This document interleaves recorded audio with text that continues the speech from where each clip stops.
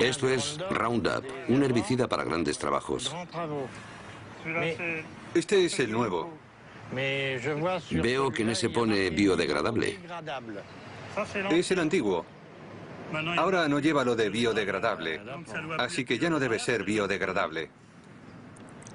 Es el mismo producto, no deben tener derecho a ponerlo ya. Seguro que no es biodegradable. Cuidado que no nos salpique en la cara. No, no, no. No soy un asesino. Estoy seguro de que esta soja Roundup Ready ya está lista para cosechar.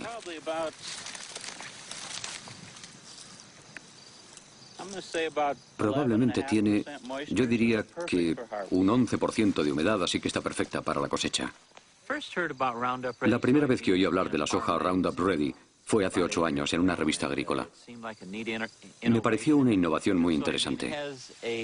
La soja contiene una proteína que ha sido introducida en la planta mediante manipulación genética que la hace resistente al Roundup. El Roundup se pulveriza sobre las plantas. Las ventajas son evidentes. Si busca en mis campos, no encontrará malas hierbas. Siga las instrucciones de empleo. Roundup no implica riesgo alguno para los seres humanos, animales domésticos y su medio ambiente. Marca registrada de Monsanto. Fabricado en Bélgica. Si ves caracoles, no los rocíes porque entonces no se podrán comer. Y ten cuidado con las fresas. Animo a todos los agricultores europeos a conocer la tecnología Roundup Ready. Francamente es muy buena para el medio ambiente. Es un sistema sostenible, así que pruébenlo.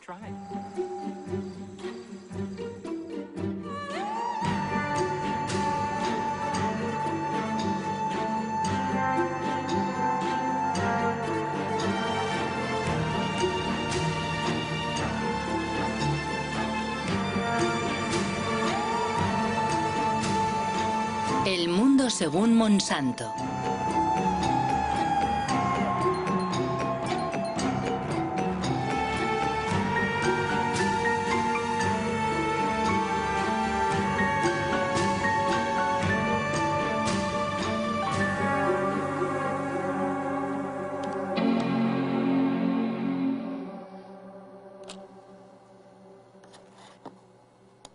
Monsanto. Llevo 20 años recorriendo el mundo y en todas partes he oído hablar de esta multinacional estadounidense. Y la verdad no siempre bien. Deseando saber más, he navegado durante meses por la red, encajando pacientemente las piezas del rompecabezas. En su página de internet, Monsanto se presenta como una empresa agrícola cuyo objetivo es ayudar a los agricultores a producir alimentos más sanos, reduciendo a su vez el impacto de la agricultura sobre el entorno. Su producto estrella es el Roundup, el herbicida más vendido en el mundo desde hace 30 años.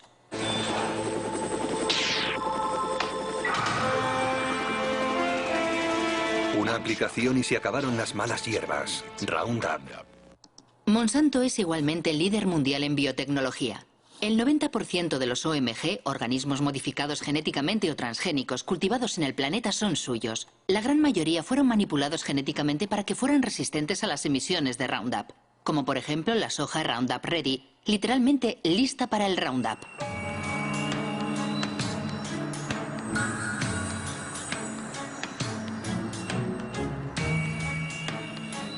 Los transgénicos de Monsanto han invadido el mundo, pero nunca una aplicación agroindustrial había despertado tantas pasiones y polémicas. ¿Por qué? ¿Cuáles son los riesgos de los OMG? ¿Y puede el pasado de la empresa aclarar lo que realmente es o pretende ser en la actualidad? Fundada en 1901 en San Luis, en el estado de Missouri, Monsanto no ha sido siempre una empresa agrícola. Fue en primer lugar una de las mayores empresas químicas del siglo XX. La química trabaja para usted, al igual que Monsanto trabaja para usted. Monsanto. La química creativa hace maravillas para usted. Las maravillas cantadas por la publicidad han hecho de Monsanto una de las empresas más polémicas de la era industrial. Agente naranja, aspartamo, Hormonas del crecimiento bovino. PCB. Los PCB, aceites químicos utilizados como aislantes en los transformadores eléctricos, fueron la estrella de la compañía durante casi 50 años. Se comercializaron como Aroclor en Estados Unidos, Pyralene en Francia, Oclofen en Alemania, hasta el momento en que fueron prohibidos a comienzos de los años 80. Monsanto, PCB.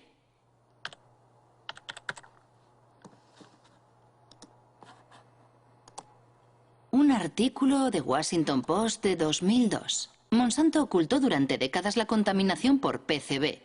Ocurrió en Anniston, en el estado de Alabama.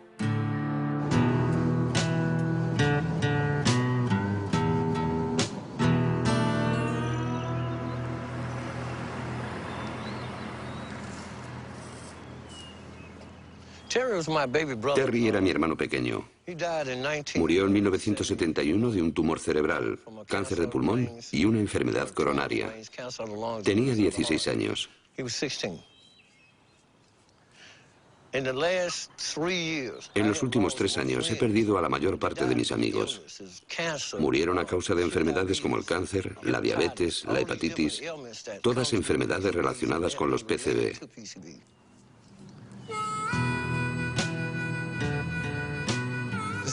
Es el camino de Monsanto.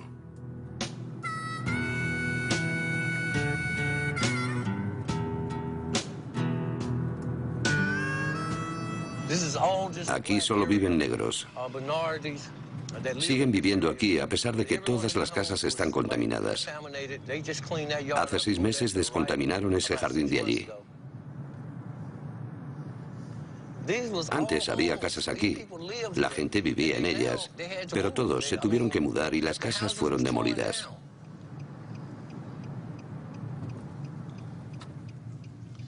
Esta es la casa donde murió mi hermano. Yo crecí en ella.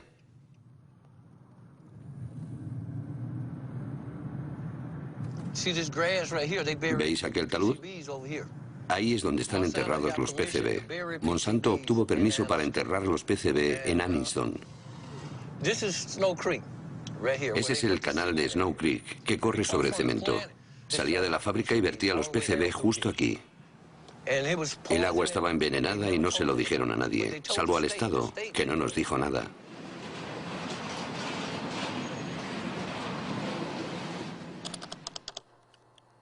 PCB, Monsanto sabía. ¿Pero qué sabía exactamente? Una organización de defensa del medio ambiente de Washington, dirigida por el ecologista Ken Cook, ha hecho públicos los archivos internos de la firma. La mayoría están clasificados como confidencial. Destruir después de leer. Un documento de 1937. La exposición a los PCB provoca efectos tóxicos en todo el organismo y erupciones cutáneas de tipo acné. 1961. Tras la ruptura de una tubería en una fábrica que usaba PCB, 2 obreros desarrollan síntomas de hepatitis.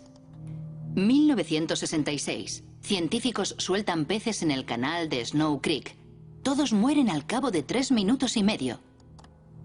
Contaminación. Carta dirigida al responsable de ventas en 1970. Este documento resume toda la historia. Dice lo siguiente: no podemos permitirnos perder un solo $1 en ventas. Ocultaron el hecho de que estaban envenenando a sus vecinos de Anniston, porque no querían perder ni $1. Solo cuando los abogados de los vecinos de Anniston recurrieron a la justicia, Monsanto se vio obligado a divulgar estos documentos confidenciales. Así descubrimos lo que ellos sabían desde hacía mucho tiempo. Sabían la verdad desde el principio. Mintieron. Ocultaron la verdad a sus vecinos, a las autoridades gubernamentales. Y cuando finalmente informaron a las autoridades, estas, en lugar de ponerse del lado de los envenenados, protegieron a la compañía. Apoyaron a Monsanto. Es escandaloso, absolutamente imperdonable.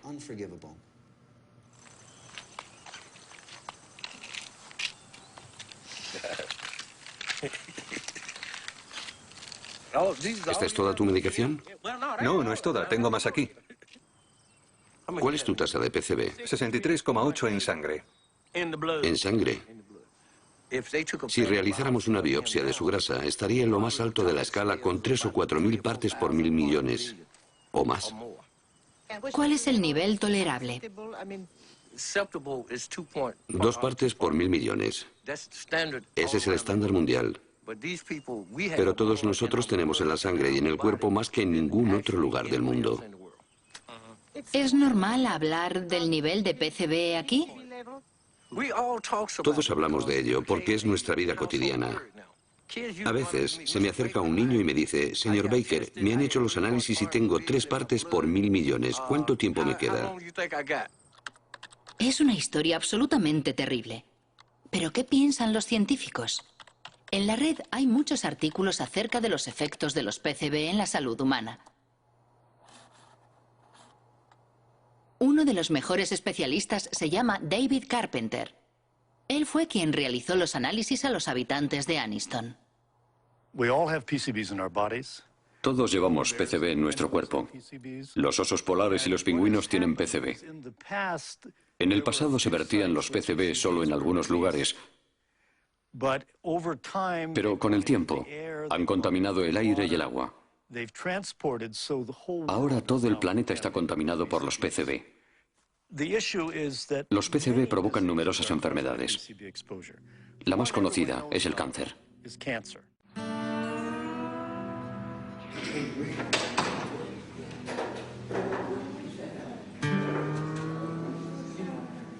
Mis análisis dicen que tengo 202 partes por 1.000 millones en mi sistema. Las mujeres contaminadas por PCB dan a luz a hijos con un coeficiente intelectual reducido. 29,6. Los PCB reducen el funcionamiento de la glándula tiroides. 1.800. Los PCB alteran las hormonas sexuales. Morir, dejadme morir. Morir en paz. Él pagará, dije entonces. Pagará por todo el daño que nos ha hecho. En 2001, 20.000 vecinos de Anniston presentaron una demanda contra Monsanto. La compañía Isolutia, su filial, fue condenada finalmente a pagar $700 millones en indemnizaciones a las víctimas, descontaminar el lugar y construir un hospital especializado. Pero ningún directivo de Monsanto ha sido juzgado. En el sistema jurídico americano, es muy infrecuente que los ejecutivos o directivos de la empresa sean considerados responsables penalmente. Sin embargo, tenemos la posibilidad de demandar a las empresas por la vía civil. Y tienen que pagar.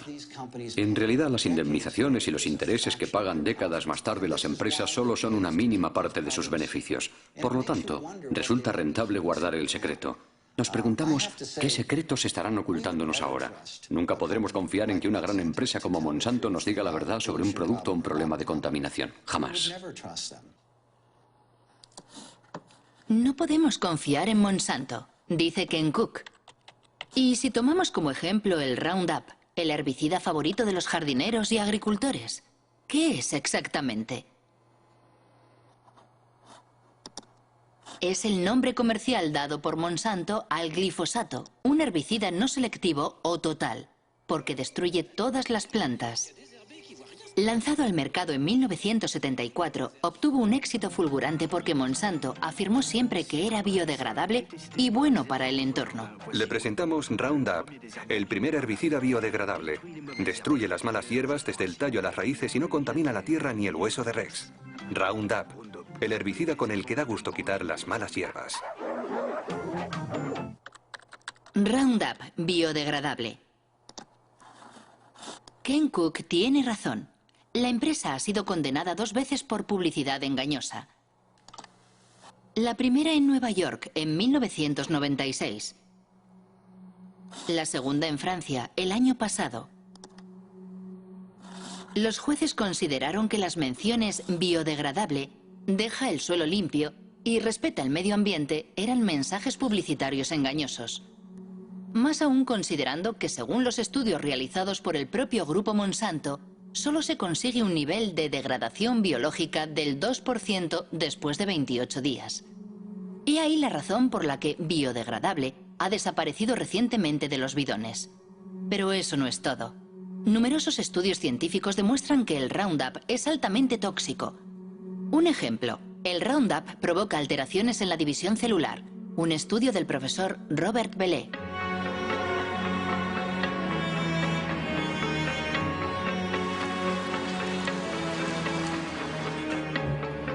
El profesor Bellet trabaja para el CNRS y el Instituto Pierre y Marie Curie. Ha estudiado los efectos del Roundup sobre óvulos fecundados de erizos de mar. La gran sorpresa fue que el Roundup afectaba a la división celular. Enseguida observamos que el Roundup alteraba el proceso de la división celular, no al mecanismo de la división, sino a los mecanismos que controlan la división de las células. Es necesario comprender cómo se origina un cáncer. Al principio las células no son cancerosas, pero a partir de un determinado momento se producen modificaciones en ellas y la modificación principal es lo que se denomina la inestabilidad desde el punto de vista genético. Y esa es la primera alteración que hemos observado y demostrado para el Roundup. Por eso mantenemos que, en nuestra opinión, el Roundup induce las primeras etapas que conducen al cáncer.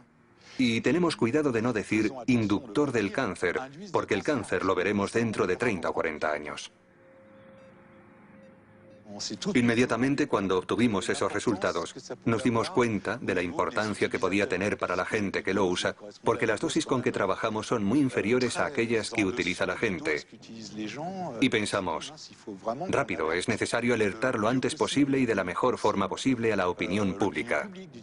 Y para hacerlo pensé que lo mejor sería dirigirme a mis superiores y me sorprendió un poco, la verdad, muchísimo, cuando me sugirieron o incitaron vehementemente a que no hiciera públicos los resultados porque detrás estaba la cuestión de los transgénicos.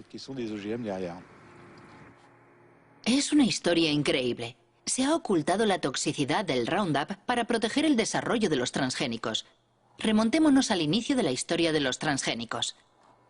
Según la página web de Monsanto, la soja Roundup Ready fue el primer cultivo transgénico autorizado en Estados Unidos en 1996.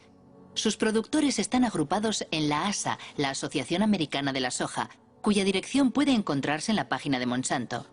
John Hoffman, su vicepresidente, es un defensor incondicional de la biotecnología.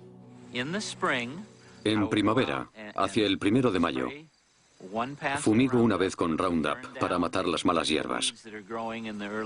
Y después, 6 o 7 semanas más tarde, hago una segunda aplicación. Y eso es suficiente para todo el año. Antes de que existiera el método Roundup Ready, los campos estaban llenos de malas hierbas. Teníamos que buscarlas y arrancarlas con las manos. Era mucho trabajo. El sistema Roundup Ready me permite ahorrar tiempo y dinero. Aparentemente, la nueva maravilla de Monsanto lo tiene todo para seducir a los agricultores. Pero ¿cómo funciona? ¿Cómo puede sobrevivir la soja a las emisiones de Roundup? Esto es una célula de soja. El corazón de la célula, el núcleo, contiene su ADN, la estructura genética de la soja. Para crear su transgénico, Monsanto atravesó la frontera entre las especies. Sus investigadores han seleccionado un gen procedente de una bacteria que le hace resistente al Roundup. El gen se fija a partículas de oro microscópicas que se bombardean sobre las células de soja con un cañón de genes. El gen penetra en el ADN y fabrica una proteína que permite a la planta resistir al Roundup. Cuando el herbicida es pulverizado, mata a todas las malas hierbas excepto a la soja. A decir verdad, es una extraordinaria hazaña tecnológica. Pero igualmente, la soja destinada a ser fumigada por un potente herbicida terminará en el plato del consumidor. Imaginamos que, por lo tanto, fue cuidadosamente estudiada antes de su comercialización. ¿Quién era el ministro de Agricultura en la época? Dan Glickman, ministro de Bill Clinton entre los años 1995 y 2000.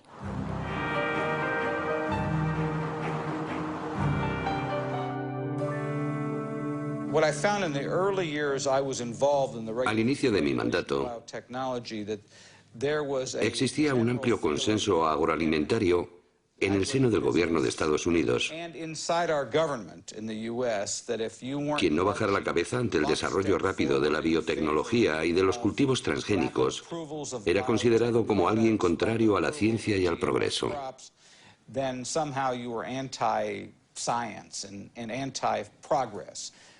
Sinceramente, pienso que deberíamos haber hecho más pruebas. Pero las empresas agroindustriales no querían porque habían hecho inversiones enormes para desarrollar esos productos. Y como responsable del organismo regulador de la agricultura, sufrí muchas presiones para que, digámoslo así, no fuera demasiado exigente. La única vez que me atreví a hablar durante el mandato de Clinton, recibí un buen tirón de orejas, no solo por parte de la industria, también por la gente del gobierno. De hecho, pronuncié un discurso en el que decía que era necesario estudiar con mayor rigor la regulación de los transgénicos. Y había personas dentro del gobierno Clinton, sobre todo en el área de comercio exterior, que se enfadaron conmigo.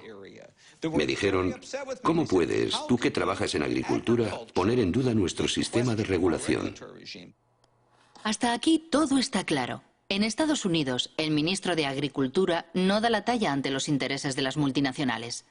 Pero, ¿cómo están regulados los transgénicos en Estados Unidos? El texto más importante ha sido publicado por la FDA, la Food and Drug Administration, la agencia encargada de la seguridad de los productos alimentarios y de los medicamentos. Título: Alimentos derivados de nuevas variedades de plantas. Fecha: 29 de mayo de 1992. Principio 1. Los alimentos obtenidos por modificación genética están sometidos a la misma regulación que los obtenidos mediante el cruce tradicional de plantas. Resumiendo, la FDA decidió no crear una categoría especial para los transgénicos. Para más preguntas, dirigirse a James Mariansky, quien entonces dirigía el Departamento de Biotecnología.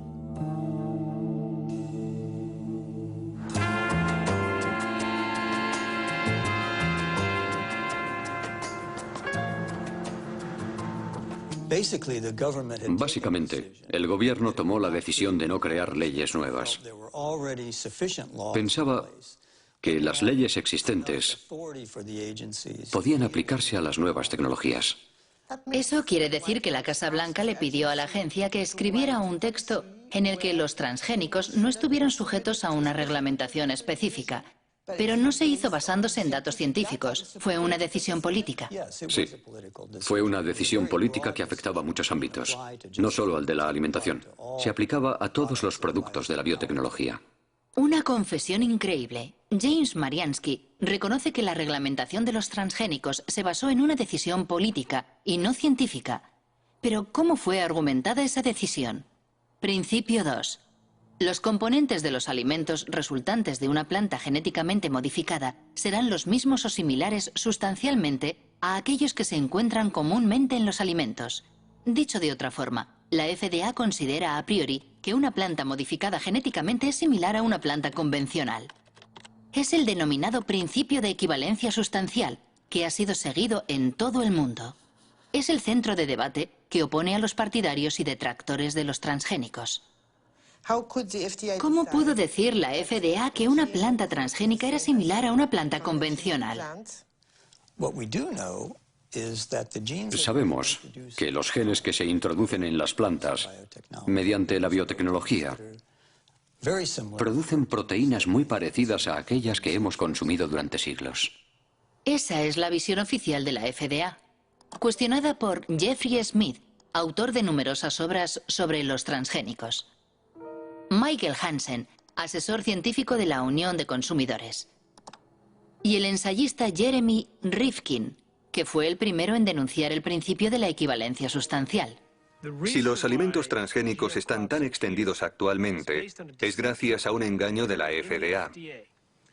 Ellos afirman que estos alimentos no son diferentes. Utilizan la expresión equivalencia sustancial o no considerablemente diferentes, lo cual traducen como generalmente reconocido como seguro o GRAS.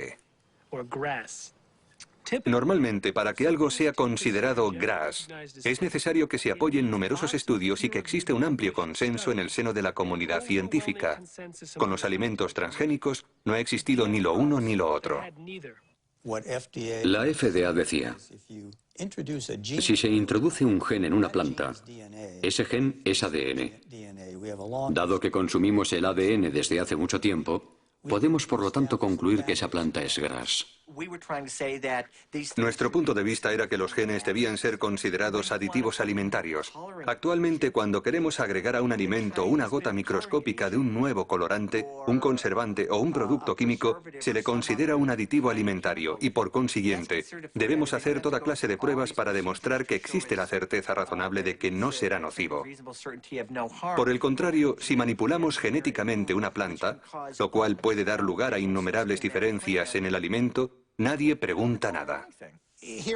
Aquí en Washington, si frecuentabas en aquella época los lugares donde se reunían los lobbies, podías oírles riéndose de todo eso. Todo el mundo sabía que el principio de equivalencia sustancial era un absurdo. Solo era una forma para todas esas sociedades, y particularmente para Monsanto, de sacar sus productos al mercado rápidamente con la menor injerencia gubernamental posible. Debo decir que defendieron muy bien sus intereses. Recuerdo una reunión en la que los científicos de Monsanto se encontraron con los científicos de la FDA. Hablaban de las modificaciones que provocaban sus trabajos y le preguntaban al FDA cómo iba a regular esos productos. Jamás he visto una sociedad con una influencia tan determinante y a un nivel tan alto sobre las autoridades gubernamentales a cargo de la reglamentación como Monsanto con sus alimentos transgénicos. Existe un documento excepcional en el que se puede ver a George Bush, padre, visitando los laboratorios de Monsanto. Tuvo lugar 9 años antes de la comercialización de la soja Roundup Ready. Me gustaría enseñarle algunos de los pasos que hemos de dar para llevar un gen de un organismo a otro. En realidad, hará las mismas y pequeñas manipulaciones que realizamos en el laboratorio, donde seleccionamos el ADN, lo separamos y lo mezclamos en diferentes partes para unirlas. Unirlas. Unirlas de nuevo. Esta probeta contiene ADN extraído de una bacteria. El ADN tiene el mismo aspecto sea de una planta o de un animal. ¿Qué es lo que estamos viendo? Ah, ya veo. ¿Para qué sirve esto? ¿Para conseguir una planta más fuerte o una planta resistente? En este caso, resistente al herbicida. Comprendo. Tenemos un herbicida fantástico. Este es el químico que... Cuando George Bush efectúa su visita al castillo de Monsanto, es vicepresidente de Ronald Reagan. La consigna de la administración republicana es la desregularización. Se trata de favorecer a la industria reduciendo al máximo las trabas burocráticas, como los exámenes sanitarios o medioambientales sobre los nuevos productos. Y ese es exactamente el problema de Monsanto. Acabamos de solicitar al gobierno que nos permita probarlo por primera vez en una granja de Illinois este año. Seguimos alucinando con esto. Perderemos otros años. Los gastos se disparan y nunca pasa nada. Francamente, debo decir que no tenemos ninguna queja sobre la forma en que el gobierno lleva el tema. Es un proceso muy ordenado. Tienen que asegurarse de hacer lo correcto con estas cosas nuevas. Si en septiembre no tenemos la autorización, puede que pensemos de forma diferente. Llámenme. Nuestro trabajo es la desregularización. Tal vez podamos ayudarles. En 1988, Dan Quayle ocupa el cargo de George Bush, que ha sido elegido presidente de Estados Unidos. 4 años después, el nuevo vicepresidente hace pública la política del gobierno estadounidense relativa a los transgénicos, conforme a los deseos de Monsanto. Damos este paso como parte de la iniciativa presidencial de eliminación de reglamentación, ahora en su segunda fase. Estados Unidos ya es el líder mundial en biotecnología y queremos que siga siéndolo.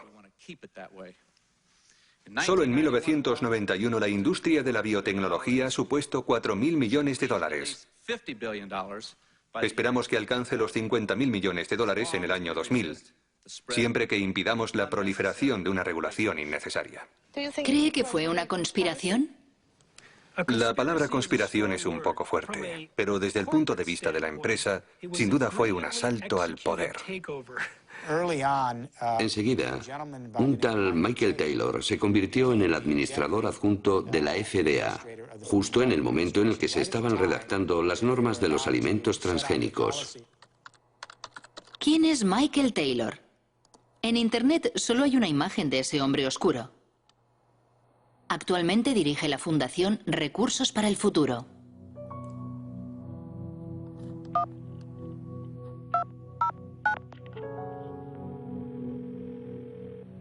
Hola, soy Marie-Monique Robin. Hola, soy Mike Taylor. Quisiera preguntarle sobre su papel cuando trabajaba en la FDA. Antes de ser contratado por la FDA, usted fue abogado de Monsanto durante 7 años, ¿no es así? Bueno, era socio de un bufete de abogados del cual Monsanto era cliente y trabajé en algunos asuntos de Monsanto, sí. Ajá. Aparentemente, si lo que he leído es cierto, la FDA creó un cargo nuevo para usted, jefe de la Comisión de Reglamentación. Bueno, ¿Se trataba de una necesidad específica de la FDA en aquel momento debido a los nuevos transgénicos? yo no tuve nada que ver con los alimentos transgénicos, nada en absoluto. Yo no fui el creador de esa política, pero eso es, simplemente, eso es falso. Llegó a la FDA en julio de 1991. Hasta esa fecha había trabajado en el bufete de abogados King y Spalding. Entre sus clientes se contaba no solo Monsanto, también el IFBC, el Comité Internacional de los Alimentos y la Biotecnología. Escribió un documento para el IFBC explicando la manera en la que al Consejo le gustaría que se reglamentaran los alimentos transgénicos. Si comparamos la propuesta de Michael Taylor para el IFBC y el texto publicado por la FDA, son muy parecidos. Si él no es el autor del reglamento, entonces alguien cogió su documento y lo modificó levemente antes de publicarlo. El señor Taylor era entonces el comisario adjunto y fue él quien dirigió el proyecto. Él era el jefe, el autor del reglamento, el responsable de llevar el proyecto a buen término. Monsanto supo llevar perfectamente el juego político y legal. Desempeñó un papel clave en la aprobación de la comercialización de las hormonas de crecimiento bovino y en la manera en que el gobierno americano ha administrado la biotecnología. Michael Hansen acaba de mencionar la hormona del crecimiento bovino. ¿De qué se trata? Al parecer es una hormona transgénica que se le inyecta a las vacas para aumentar su producción láctea un 20%. Lo mínimo que se puede decir es que no le gusta a todo el mundo. La hormona es una amenaza para nuestra salud. Veneno mortal. Manipulación. Bautizada como RBGH, hormona recombinante de crecimiento bovino, el producto es comercializado por Monsanto desde 1994 con el nombre de Posilac.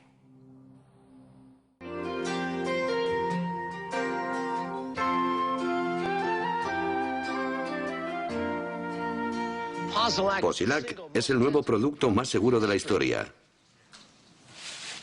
Pronto comprobará los espectaculares resultados que Posilac le ofrece. En 1985, Monsanto presentó un informe ante la FDA solicitando la autorización para comercializar el Posilac. Los expertos de la agencia analizan los ensayos realizados por la firma en ejemplares experimentales. El veterinario de la FDA responsable del expediente se llama Richard Barrows. En una entrevista declara que responsables de la agencia han suprimido y manipulado datos.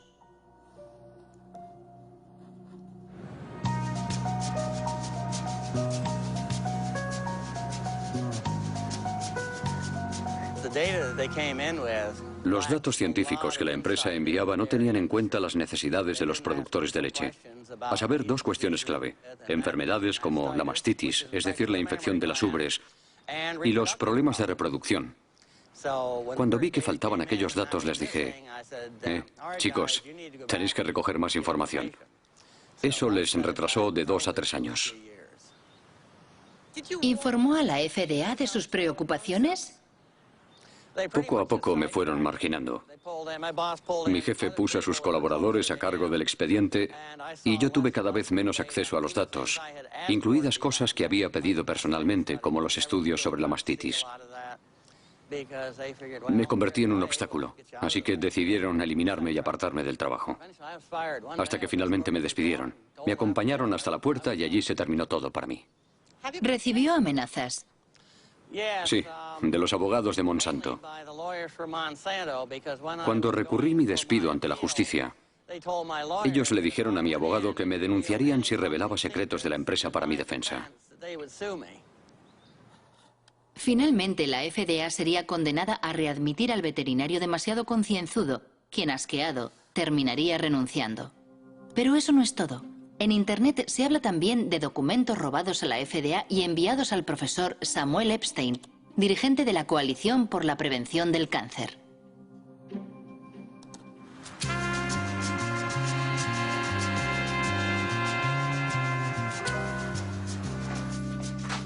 En 1990, el profesor Epstein publica un artículo en The Milky Weed, una revista de referencia especializada en leche que dirige el periodista Pete Hardin.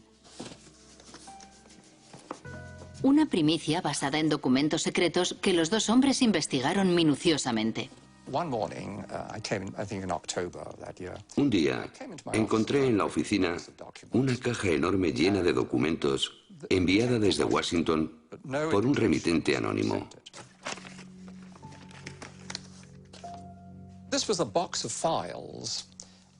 La caja contenía todos los datos de los estudios veterinarios que Monsanto había enviado a la FDA desde hacía 6 años. Una auténtica maravilla. La mayor parte de los documentos son originales, con la frase información interna y confidencial que no puede ser reproducida, revelada o enviada fuera de la empresa sin la debida autorización. Justo lo que un periodista de investigación desea publicar.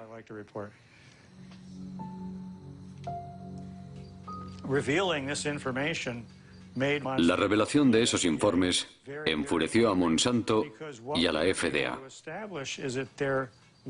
Nosotros demostramos que los cambios fisiológicos observados en los animales tratados con la hormona eran dramáticos.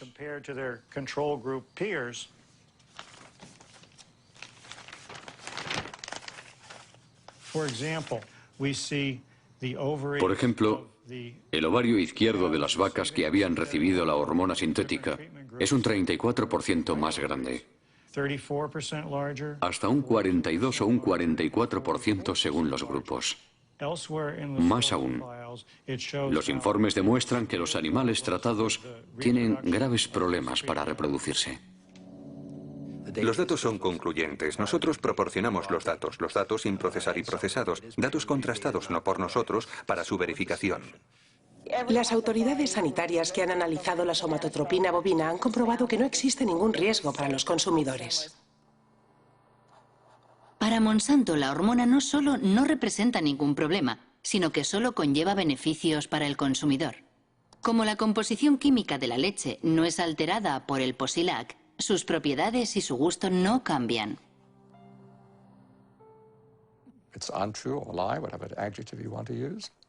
No es verdad, es mentira. Es un producto muy diferente por muchas razones. En primer lugar, como las vacas sufren de mastitis a menudo, hay pus en la leche.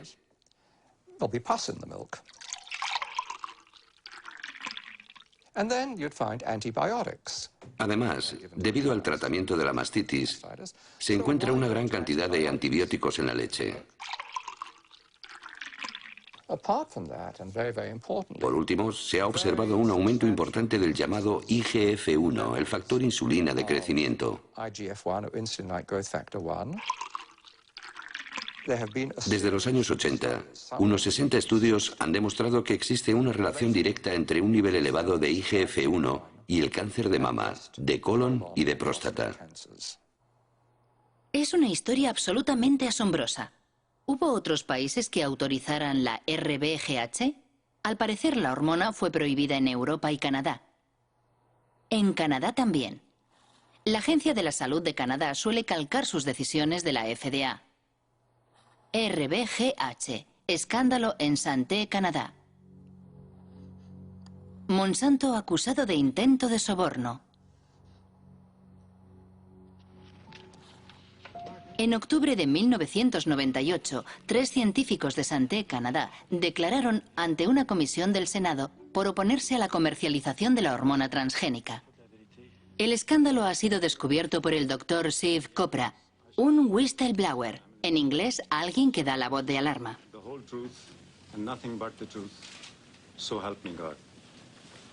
Me pregunto qué verdad voy a decir. La verdad que yo conozco o la que el ministerio me dice que diga. Y este es mi conflicto. Le hago esta pregunta a los 3. ¿Monsanto se puso en contacto con alguno de ustedes? Doctora Haydon. Asistí a una reunión en 1989-90 con representantes de Monsanto y el doctor Drennan, mi superior, y también el doctor Messier. La compañía nos ofreció de 1 a 2 millones de dólares. No sé lo que sucedió después, pero mi director dijo después de la reunión que iba a presentar un informe sobre lo ocurrido a sus superiores. ¿Cómo reaccionó Monsanto? Bien, Monsanto no negó que hubiera ofrecido 2 millones de dólares durante aquella reunión.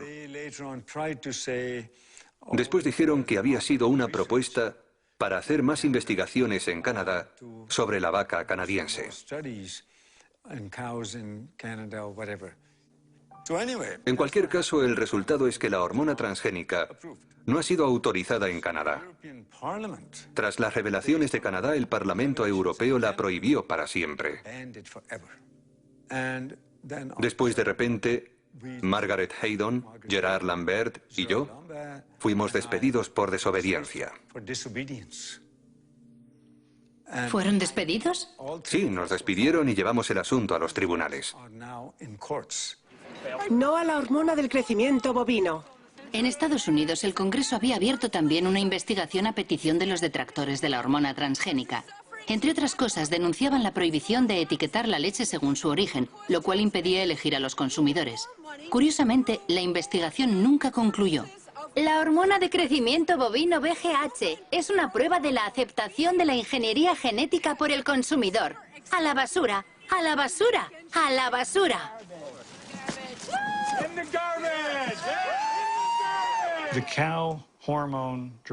La hormona del crecimiento bovino representa la primera aplicación de la biotecnología en la producción de alimentos. Y Monsanto es una multinacional muy poderosa con muchos contactos en las altas esferas del Estado. Para el gobierno federal, el desarrollo de la biotecnología supone una apuesta tan importante que prefiere ignorar estas cuestiones, digamos secundarias, que son la salud de las vacas o de los consumidores. La razón por la cual la FDA ha autorizado la comercialización del RBGH es que numerosos antiguos empleados de Monsanto ocupan puestos clave en la FDA. Entraron en la agencia para conseguir que ésta aprobara el producto. Es lo que llaman las puertas giratorias, con un efecto de doble hélice. ¿Puertas giratorias? Sí, las puertas giratorias. No solo en agricultura hay puertas giratorias. Las hay en muchos sectores. Donald Rumsfeld fue director general de Shell, una filial de Monsanto. El antiguo embajador estadounidense de Comercio Exterior, Mickey Cantor, fue consejero de administración de Monsanto. Clarence Thomas, juez de la Corte Suprema, trabajó para Monsanto. Monsanto, puertas giratorias, en francés las sillas musicales. Estado de la cuestión no exhaustivo en 1999. Linda Fisher pasa de la EPA a la Agencia de Protección Ambiental a Monsanto. Michael Friedman de la FDA a Monsanto. Marshall Hale y Josh King de la Casa Blanca a Monsanto. Margaret Miller de Monsanto a la FDA. William D. Ruckelshaus de la EPA a Monsanto. Sin olvidar a Michael Taylor, que ha hecho varias veces el camino de ida y vuelta. Una vez terminada su misión en la FDA, ¿fue nombrado vicepresidente de Relaciones Públicas de Monsanto? Sí. ¿Para usted no existe el conflicto de intereses? No. No. Y de nuevo, las reglas son las reglas. Y yo jugué según las reglas. Considero que en términos de aceptación pública ha sido un error tras otro. Cuando intentas tener una estrategia para que el público comprenda y acepte una nueva tecnología, el hecho de que la primera aplicación esté relacionada con la leche de la cual producimos más de la que necesitamos, ayuda a crear un clima de... Sospecha. Sospecha. Creo que la idea de que las compañías no estén obligadas en todos los casos de alimentación transgénica a contar con la autorización de la FDA, a diferencia de lo que ocurre en Europa, creo que eso, para la confianza del público, desde la perspectiva del consumidor, no es un sistema suficiente. Personalmente dije que el Congreso debía cambiar la ley. El Congreso debería crear un sistema de notificación obligatorio que asegure que todos los productos sean supervisados por la FDA y que la FDA certifique la seguridad de todos los productos. Una declaración sin duda muy interesante. Al parecer, Michael Taylor se arrepiente de la normativa que él mismo firmó en 1992. ¿Qué pensaban los científicos de la FDA? ¿Existía un consenso sobre la regulación de los transgénicos? Documentos internos demuestran que la agencia ignoró las inquietudes de sus propios científicos. Firmado Steven Drucker.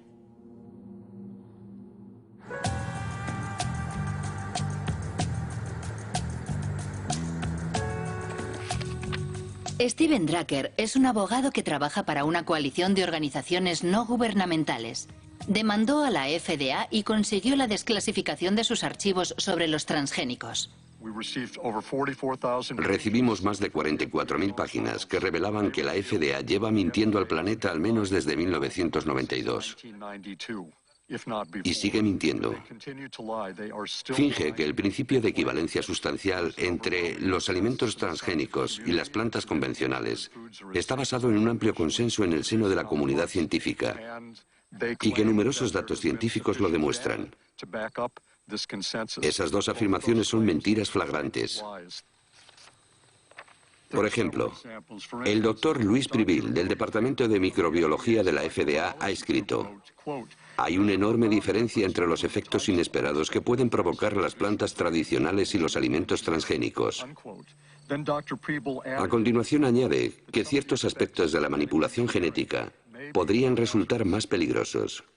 Las inquietudes expresadas por los expertos de la FDA eran tan importantes que la doctora Linda Kahl, de la FDA, responsable del seguimiento y la síntesis de sus consejos, redactó un informe para el coordinador de biotecnología de la FDA, el doctor James Mariansky. Según documentos internos de la FDA que se han hecho públicos, había muchos científicos de la FDA que no estaban de acuerdo con la normativa propuesta. Por ejemplo, aquí tengo el informe que Linda Kahl le envió. Sí. Ella decía, los procesos de manipulación genética y de cruce tradicional son diferentes.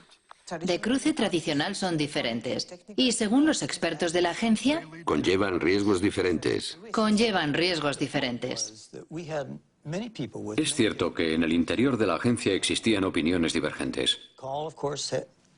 Eso es lo que Linda Kahl resume en su informe. Pero cuando terminamos de redactar la normativa, todos los científicos estaban de acuerdo. Por supuesto que la FDA había investigado el uso de la manipulación genética, pero no tenían ninguna información que indicara que la técnica en sí pudiera crear productos diferentes en términos de calidad o seguridad. Antes de que los científicos de la FDA expresaran sus inquietudes, la agencia recibió una señal de alarma muy clara. En efecto, el primer aditivo alimentario manipulado genéticamente y comercializado en el mercado estadounidense había provocado una grave epidemia. ¿Recuerda lo que sucedió con el L-triptofán en 1989? Sí. Era un aminoácido manipulado genéticamente. A priori conocemos muy bien los aminoácidos. Sí.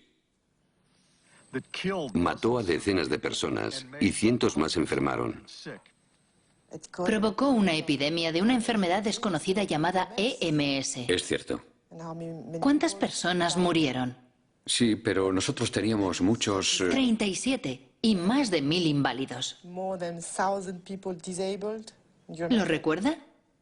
Lo recuerdo. Según un documento de la FDA, usted dijo, no sabemos cuál es la causa del EMS, pero no podemos descartar la hipótesis de que se deba a la manipulación genética. ¿Dijo usted lo que acabo de leer? Sí. Increíble. James Mariansky no descartaba que la manipulación genética pudiera provocar efectos inesperados, pero no movió un dedo. ¿Hay científicos independientes que hayan trabajado sobre esta cuestión crucial para los consumidores? Arpad Pusztai, un renombrado científico, perdió su trabajo después de expresar sus inquietudes sobre los transgénicos. Ocurrió en 1998.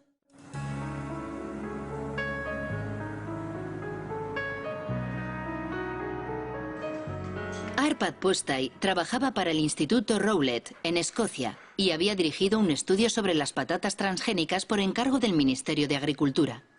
El presupuesto de más de 2 millones de euros movilizó a 30 investigadores durante 2 años para preparar la llegada de los transgénicos a Gran Bretaña. Todos estábamos entusiasmados. Yo estaba entusiasmado.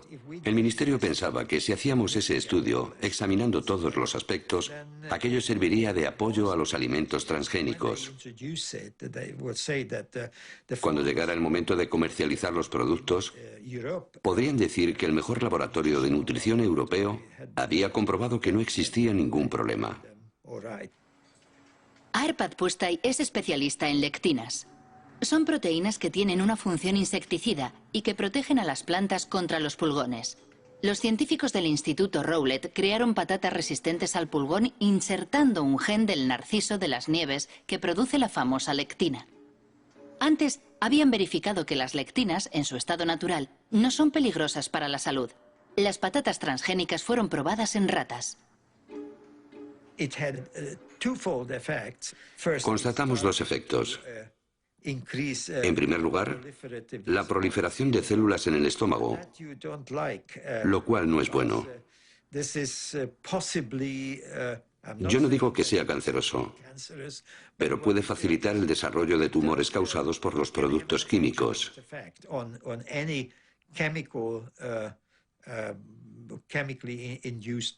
Además, el sistema inmunitario del estómago estaba alterado. No sabemos si eso es bueno o malo, pero en cualquier caso, el organismo trataba a las patatas como cuerpos extraños.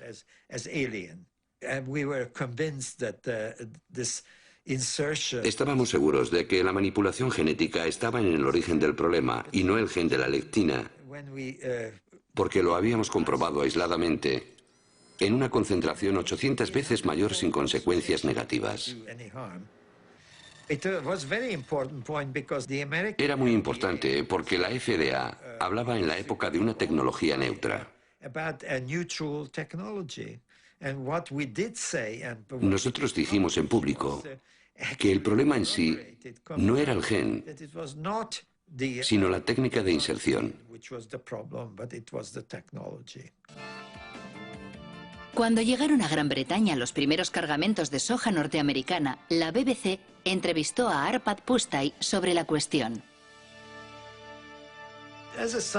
Como científico que trabaja en este campo, considero que es muy injusto utilizar a nuestros conciudadanos como cobayas. Creo que jamás me perdonaron que dijera aquello. Monsanto comprendió rápidamente la importancia de nuestros resultados. Ya estaban al corriente antes de la emisión de la entrevista, porque el Instituto de Investigación Agrícola recibía mucho dinero de Monsanto. Comprendieron rápidamente las consecuencias de nuestro estudio. A la mañana siguiente de la emisión de la entrevista, Arpad Pusztai es despedido y su equipo de investigación disuelto. El profesor Stanley Ewen, un renombrado histólogo, era el encargado de estudiar el impacto de las patatas transgénicas en los órganos de las ratas. Desde aquel incidente no se hace ninguna ilusión sobre la independencia de la ciencia. Yo estaba extraordinariamente enfadado y muy alterado. Era como si el suelo hubiera desaparecido bajo mis pies. ¿Qué era lo que había pasado? También desacreditaron a Stanley. No solo a Arpad y a mí. Stanley fue jubilado y desacreditado en la universidad. ¿Es verdad? Sí. Sí. Fue muy duro.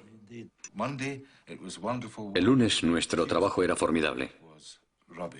El martes merecía estar en la basura. Yo tenía una ligera idea de lo que había podido ocurrir, pero no pude confirmarlo hasta hace algo menos de 8 años. Estaba en una cena, y en la mesa, a mi lado, había alguien del Instituto Rowett llamado Dataroi. En cierto momento le dije, es horrible lo que le pasó a Arpad, ¿verdad? Y él me respondió, sí, pero ¿no sabías que Downing Street llamó 2 veces al director?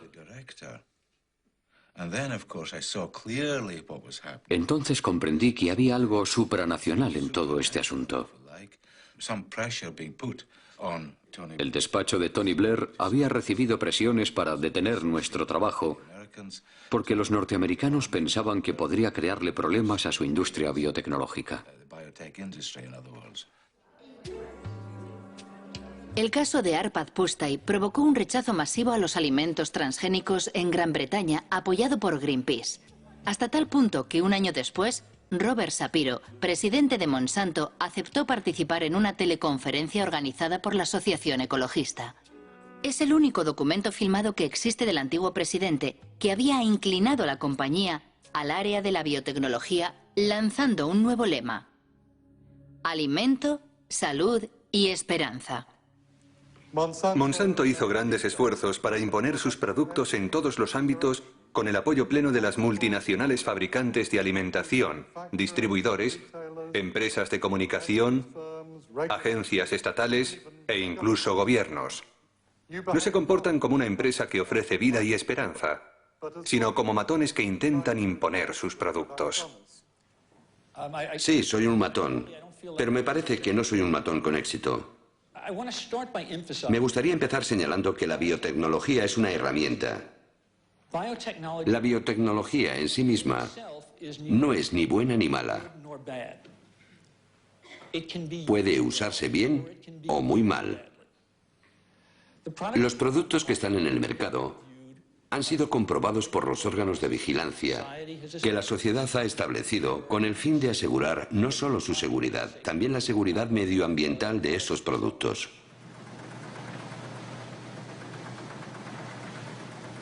Diez años después de su lanzamiento comercial, la soja Roundup Ready representa el 90% de la soja cultivada en Estados Unidos y el 70% de los alimentos vendidos en los comercios americanos contiene productos transgénicos. A diferencia de lo que ocurre en Europa, los consumidores no pueden elegir porque está prohibido etiquetarlos como transgénicos.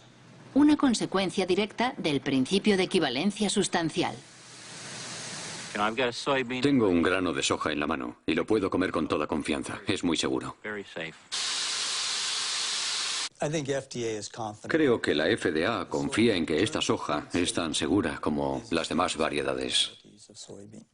¿Cómo puede estar tan segura la agencia? Se basa en los datos que la empresa proporcionó a la FDA y que han sido evaluados por los científicos de la agencia. A ninguna empresa le interesa realizar un estudio para, a continuación, ocultar los resultados. ¿Cómo puede estar tan seguro James Mariansky? Si tecleamos Monsanto falsificó estudios científicos, obtenemos 174.000 respuestas. Entre ellas un informe de la EPA, la Agencia de Protección Ambiental de Estados Unidos. Monsanto habría falsificado investigaciones sobre los efectos cancerígenos de la dioxina.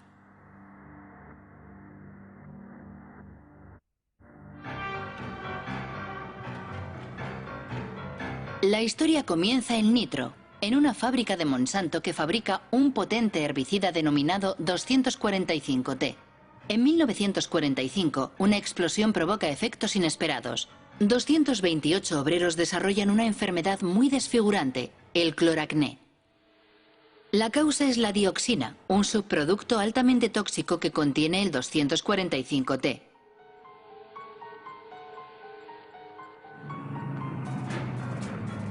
El 245T era el componente principal del agente naranja, el defoliante empleado por el ejército americano en la guerra de Vietnam.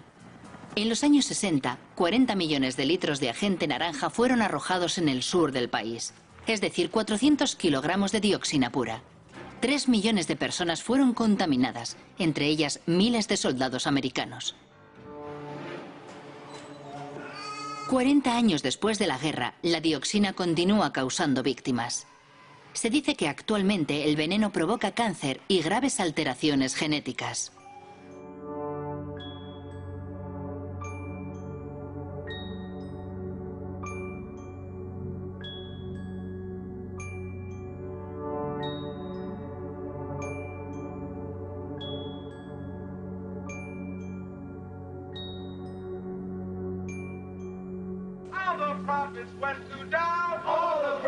En 1978, cuando los veteranos de guerra estadounidenses demandaron a los fabricantes del agente naranja, exigiendo una indemnización, Monsanto financia 3 estudios sobre los efectos a largo plazo de la dioxina.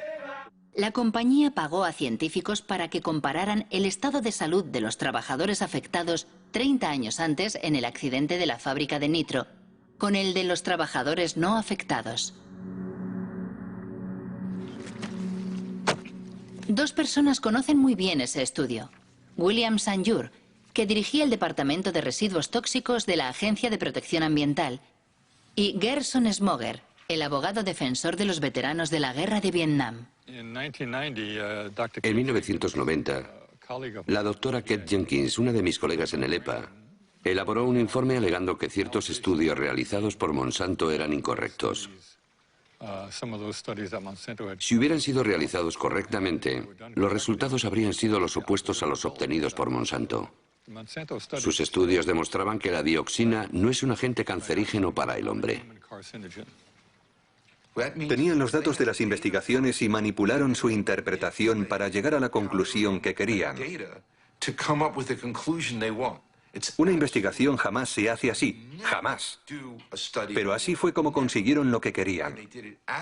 Más tarde descubrimos que había 5 personas con cáncer, que en uno de los estudios habían sido registradas como expuestas a la dioxina. En el otro estudio, esas mismas 5 personas eran presentadas como no expuestas. Al introducir esas 5 personas en el grupo de no expuestas, provocaban la impresión de que había los mismos casos de cáncer en ambos grupos. De esa forma llegaban a la conclusión de que no había ninguna diferencia. Fue así como miles de veteranos de guerra vieron rechazada su demanda de una indemnización por haber sido expuestos al agente naranja. Esos estudios afectaron a toda la legislación en Estados Unidos durante 7 o 9 años. Como Kate Jenkins era una buena científica y una buena empleada de la EPA, y una persona valiente, dicho sea de paso, envió un informe al Consejo Científico de la EPA solicitando que se examinaran de nuevo esos estudios para comprobar su metodología. De hecho, jamás se ha investigado a Monsanto. Nadie investigó esos 2 estudios, nadie. La única investigación que se llevó a cabo fue sobre Kate Jenkins, la persona que dio la voz de alarma. Su vida se convirtió en un infierno. La acosaron, la obligaron a cambiar de trabajo, la persiguieron. ¿Cree a Monsanto cuando dicen que sus transgénicos no representan ningún problema para la salud? No me creo ni una palabra de lo que dice esa empresa, nada. Todo lo que dicen debe ser minuciosamente verificado por personas independientes, con la condición de que sean competentes y realmente independientes. Efectivamente, para demostrar la inocuidad de la soja Roundup Ready, Monsanto realiza un estudio que se publicó en 1996 en una revista científica importante. Supuestamente, medía los efectos de la soja transgénica sobre la salud de los animales, en especial sobre las ratas.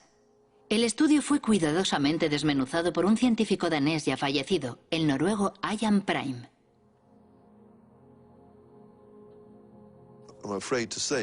Para mí, este estudio tiene muy poco valor. Resulta decepcionante, sobre todo sabiendo que sirvió de base al principio de equivalencia sustancial. Hay cosas sorprendentes.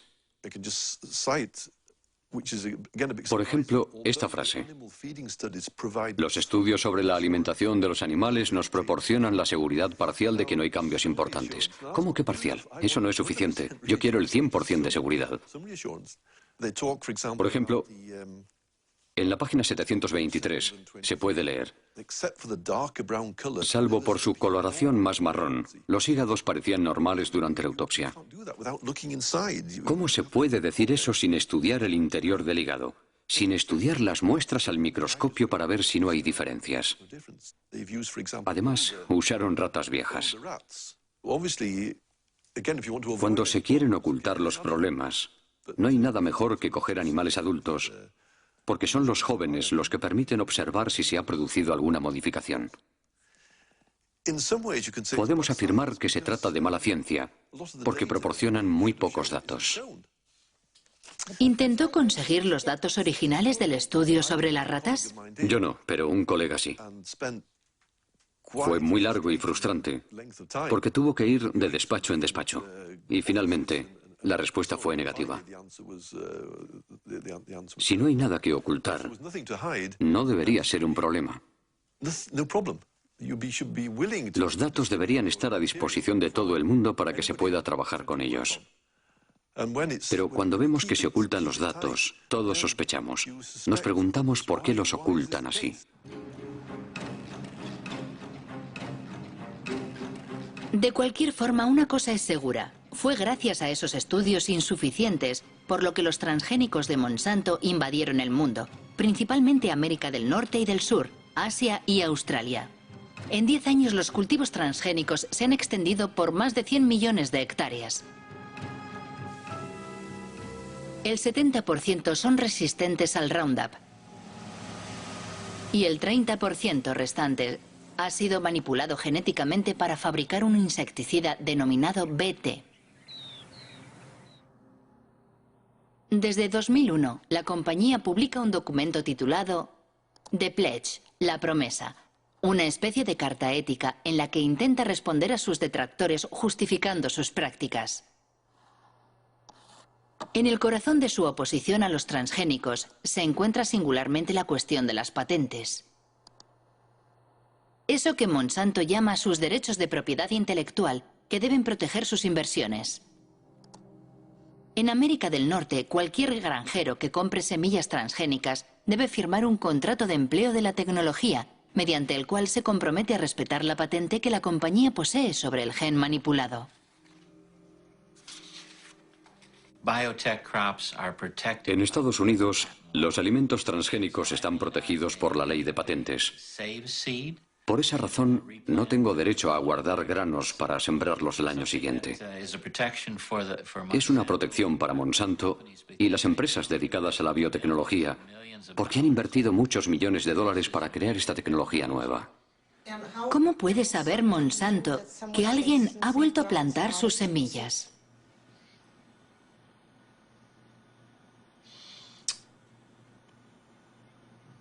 No sé responder a esa pregunta. ¿Cómo puede saber que alguien ha plantado de nuevo sus semillas? Es una buena pregunta para Monsanto. La pregunta es tan delicada que Monsanto prefiere ignorarla haciendo bellas promesas. En el caso de que aparecieran variedades que nos pertenecen de forma no intencionada en las tierras de un agricultor, nos comprometemos a encontrar una solución que satisfaga tanto al agricultor como a nosotros.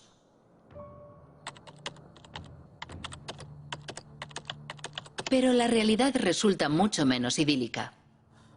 El Centro para la Seguridad Alimentaria de Washington ha publicado un estudio sobre los agricultores demandados por Monsanto por no respetar su patente sobre semillas. Se han contado al menos un centenar de procesos y numerosas quiebras. Entre las víctimas se cuenta Troy Rush, un agricultor de Indiana.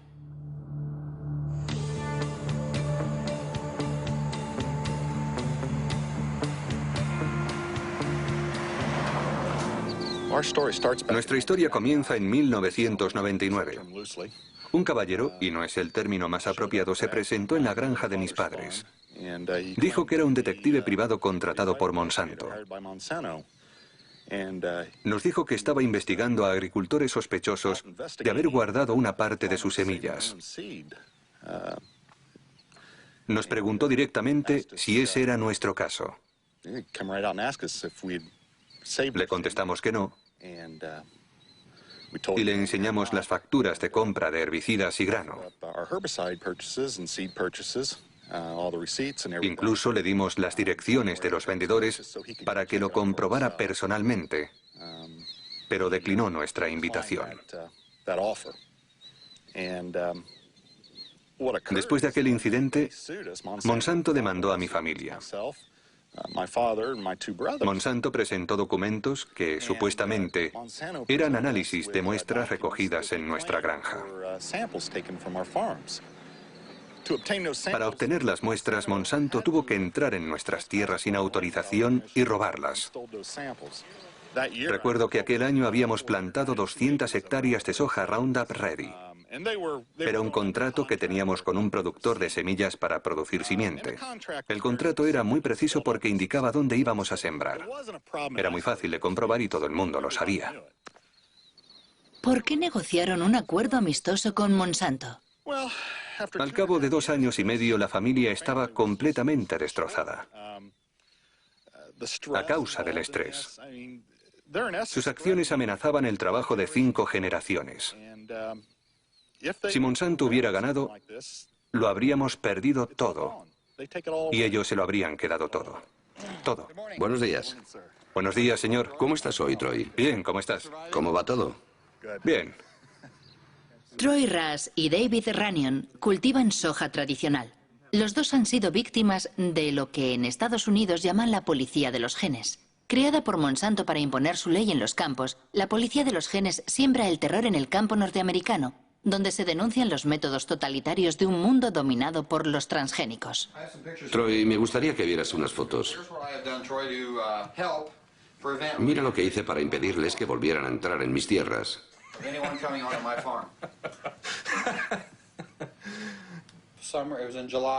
Era el mes de julio de 2003. Llegaron a mi casa sobre las 19 horas. ¿Quiénes fueron? Los empleados de Monsanto.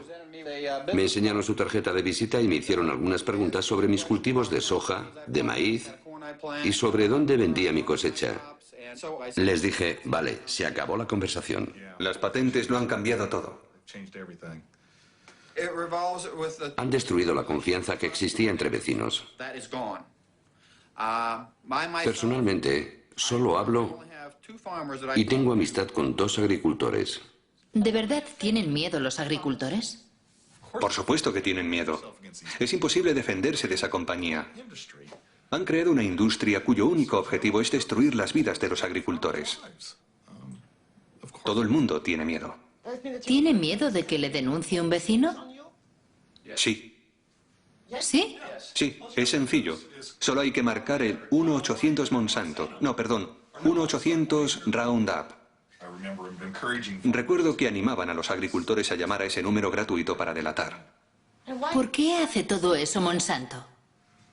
Para controlarlo todo. ¿Las semillas? Sí. Quieren controlar la simiente. Quieren apoderarse de la vida. Se trata de la base de nuestra alimentación. Quieren apoderarse de la comida, de toda la alimentación. Entre 1995 y 2005, Monsanto adquirió una 50 de compañías semilleras en todo el mundo. Esas adquisiciones afectan a las semillas de soja, maíz, algodón, de trigo, pero también de legumbres, tomates, patatas y sorgo. Por doquier crece la inquietud por este monopolio que, a la larga, podría conducir a la desaparición pura y dura de todas las semillas no transgénicas. No es esa la opinión de Monsanto, que defiende los beneficios de la biotecnología, especialmente en los países en vías de desarrollo como India. Nuestros productos reportan importantes beneficios económicos no solo a los grandes productores, también a los pequeños. Por lo general ofrecen cosechas de mejor calidad y una rentabilidad más alta.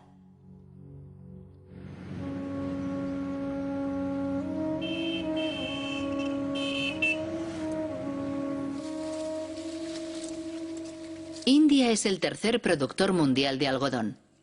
En 1999, Monsanto compró Maiko, la primera empresa productora de semillas del país. 2 años más tarde, el gobierno indio autorizó los cultivos BT, denominados Bollgard, que fueron manipulados para fabricar un insecticida que supuestamente repele los ataques del gusano americano, un parásito del algodón. Día y noche, las 24 horas todos los días. Bollgard te protege. Este es el poder de Bollgard. Menos herbicida, más beneficios. Semillas de algodón Bollgard. El poder para vencer a los insectos. Desde el año 2001, Kiran Sakari y Abdul Gaim estudian día a día los cultivos del algodón transgénico entre los pequeños agricultores del distrito de Warangal. Cada año, estos 2 ingenieros agrónomos publican un informe comparando el rendimiento y los costes de producción del algodón BT con el del algodón convencional. En 2006, la cosecha fue arrasada por una enfermedad que afecta a los cultivos transgénicos. Las plantas de este campo de algodón Bollgard están infectadas por la Rhizoctonia. El interior del tallo es fibroso, al contrario que en una planta sana. Es típico de esta enfermedad. Todos los agricultores dicen que nunca lo habían visto. En el estudio que realizamos en 2001, solo observamos la enfermedad en algunas plantas de algodón BT. Pero con el tiempo se ha extendido y ahora no solo la encontramos en los campos de algodón BT, también en los cultivos no transgénicos. Personalmente creo que existe una mala interacción entre la planta manipulada y el gen insertado. Eso provoca una mayor debilidad en la planta que ya no se resiste a la Rhizoctonia. He leído en la página web de Maiko Monsanto que el algodón BT reduce supuestamente en un 79% el uso de pesticidas y aumenta el rendimiento en un 30%. Pero es un fracaso total. Invariablemente, al cabo de 70 o 90 días hay que tratar a las plantas contra el gusano americano, aunque sea algodón BT. ¿Cómo se explica que tantos agricultores compren semillas BT? Para los campesinos la oferta es muy reducida. Después de la última cosecha era muy difícil encontrar semillas en el mercado que no fueran BT.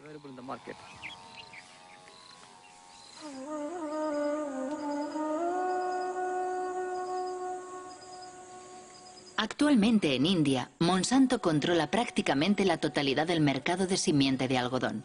Una manera de imponer sus semillas transgénicas 4 veces más caras que las semillas convencionales.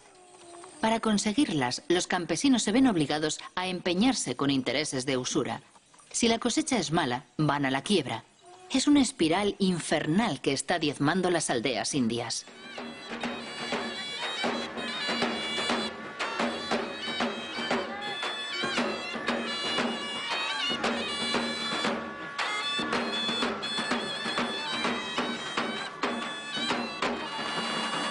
¿Por qué razón se suicidó? La cosecha se ha perdido. ¿Algodón BT? Sí, algodón BT. ¿Hay alguna otra razón? Las deudas. ¿Qué edad tenía? 25 años. Se bebió 1 litro de pesticida.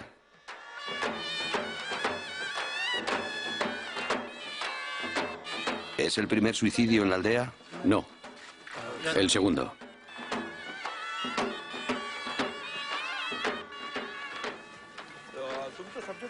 Funerales como el que acabamos de ver se repiten 3 veces al día en la región de Vidarbha, donde el algodón BT se introdujo en 2005.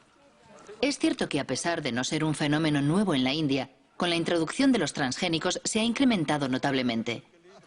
Pero pocos han denunciado este escándalo internacional que enfrenta en un combate desigual al fuerte con el débil.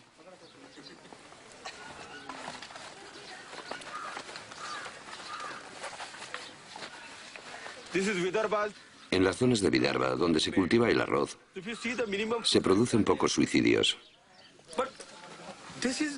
Esta es la zona donde se cultiva el algodón. El resultado del algodón BT es que el primer año hubo 600 suicidios entre junio de 2005 y junio de 2006. El segundo año, tan solo 6 meses después, ya llevamos 680 suicidios. Es un desastre. Sí, es un desastre completo. El problema reside en que los alimentos transgénicos hacen que los agricultores dependan completamente de las fuerzas del mercado. No solo tienen que pagar la simiente más cara, también tienen que comprar abonos. Además, el consumo de insecticidas no se reduce. Es mentira. Monsanto dice que los transgénicos son mejores para el pequeño agricultor. ¿Qué opina usted? Nuestra experiencia demuestra que eso es completamente falso. Es mentira.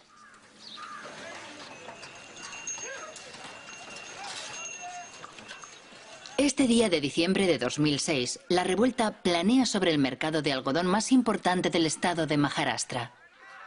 3 días después del rodaje de estas imágenes, estalló la revuelta y decenas de campesinos, entre ellos Kishore Tiwari, fueron detenidos. Nos ofrecen un precio muy bajo por nuestro algodón. Los campesinos están muy nerviosos. ¿A cuánto asciende tu deuda? ¿A cuánto asciende tu deuda? 52.000 rupias, 60.000 rupias, 50.000 rupias, 20.000 rupias, 50.000 rupias, 15.000 rupias. ¿Cuántos de vosotros no plantaréis algodón BT el próximo año? No quieren cultivar algodón BT.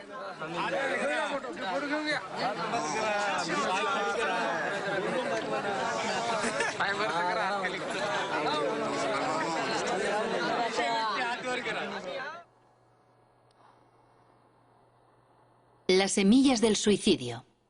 Es el título de un libro escrito por Vandana Shiva. Esta física, ganadora del Premio Nobel Alternativo, dirige una fundación económica y una red de granjas productoras de semilla bautizada Nadyana.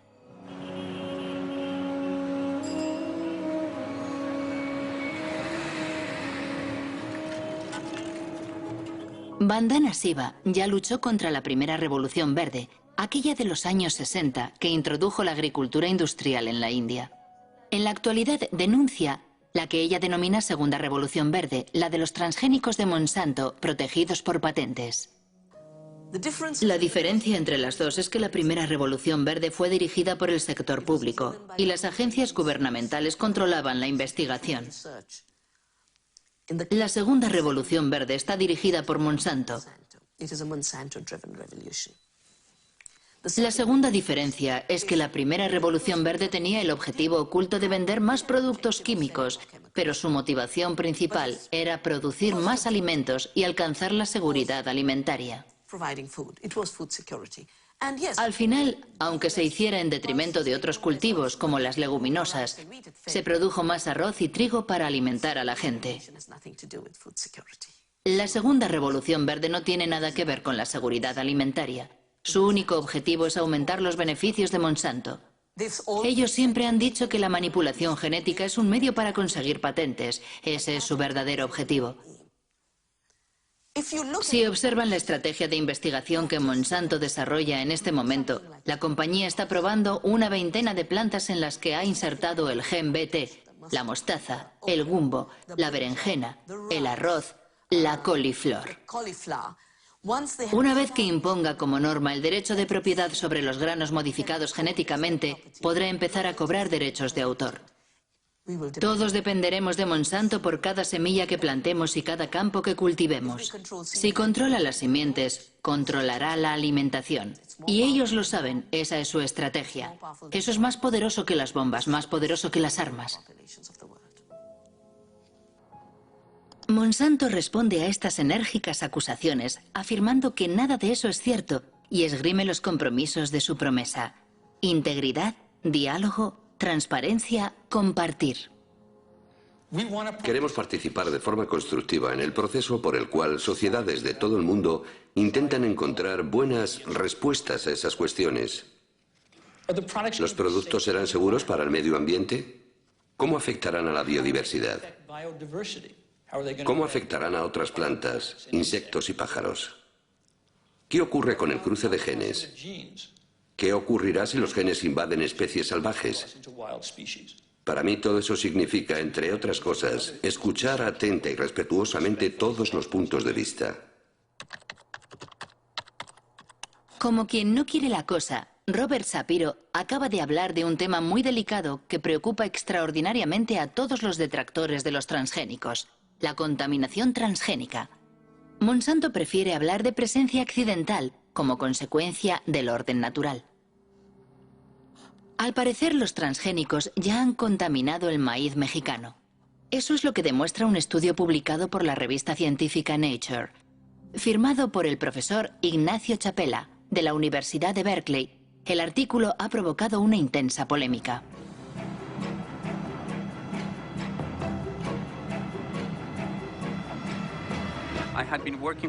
Durante 15 años he trabajado con comunidades indígenas de Oaxaca, en México, para enseñarles a analizar su medio ambiente. Uno de mis estudiantes les está enseñando a detectar los alimentos transgénicos.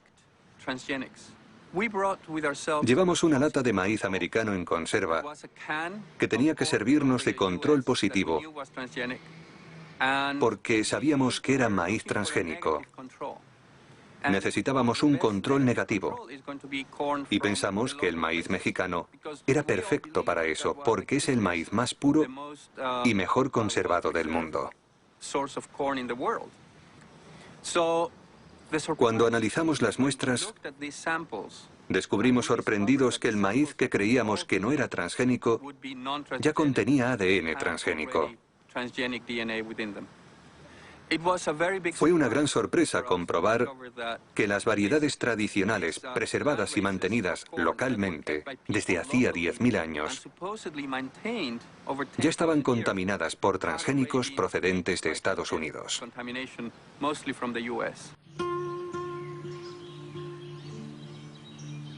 México es el lugar originario del maíz. En la región de Oaxaca, al sur del país, existen más de 150 variedades locales. Esa gran biodiversidad es un tesoro universal que protege la reserva genética de maíz conservada por millones de campesinos mexicanos. ¿Este maíz es para la familia? Sí, para la familia nada más. Hace tortillas. Pero siempre de este tamaño, así limpio, se recoge para semilla, para el otro año. ¿Nunca compra semillas afuera? No. ¿Se intercambia? Sí, trueque de la antigüedad.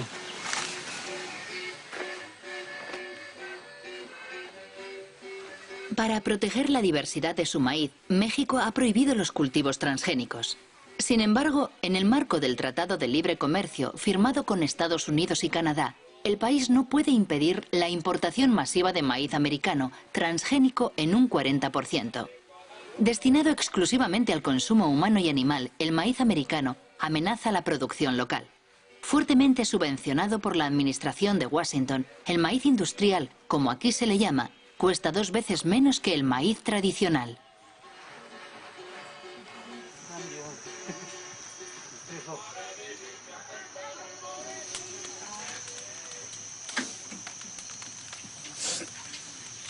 ¿La tortilla siempre se hace con maíz criollo? Sí. Natural, rinde más. Sí.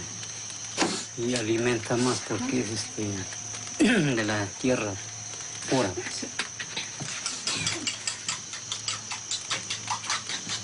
Este es el maíz morado. Antiguamente mis abuelitos sembraban. Ahorita se sigue conservando. Así es. Antes de la conquista ya. Sí. No, y ya viene la otra conquista. ¿Cuál es la otra conquista? Transgénico, pues. El transgénico. Para tumbar esto. Y desaparecer lo criollo para que reine el maíz hecho. Vamos a depender mucho de eso porque vamos a tener que poner fertilizante que ellos vendan, insecticida que ellos vendan. Todo lo que ellos tengan que vender, tenemos que comprarlo para que haya maíz, si no, no va a haber. Sin embargo, el criollo, sin ponerle abono, ni insecticida, ni nada, Por lo menos así está.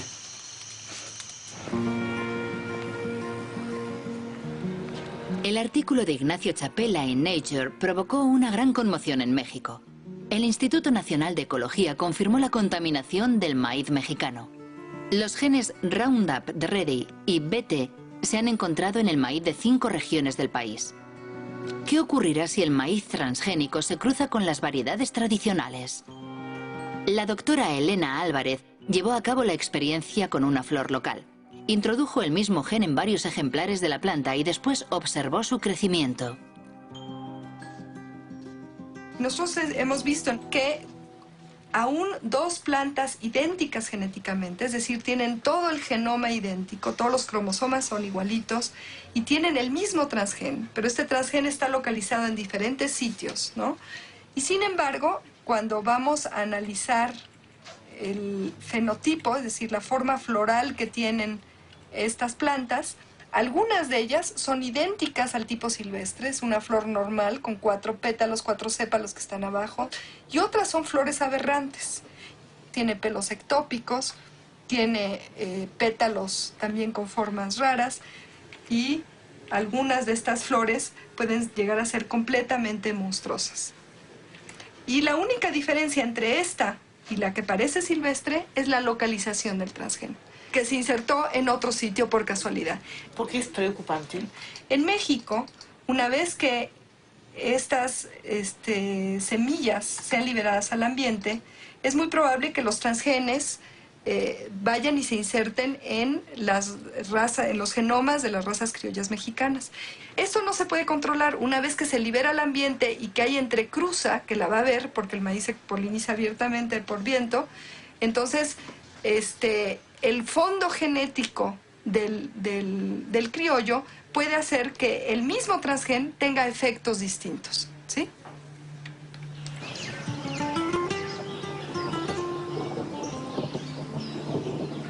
Buenos días, los seguimos invitando para que podamos platicar con ustedes un momento en relación a las enfermedades que se están produciendo actualmente del maíz, sobre todo por la contaminación por transgénicos. Nosotros estamos muy preocupados. Aldo González dirige una organización indígena.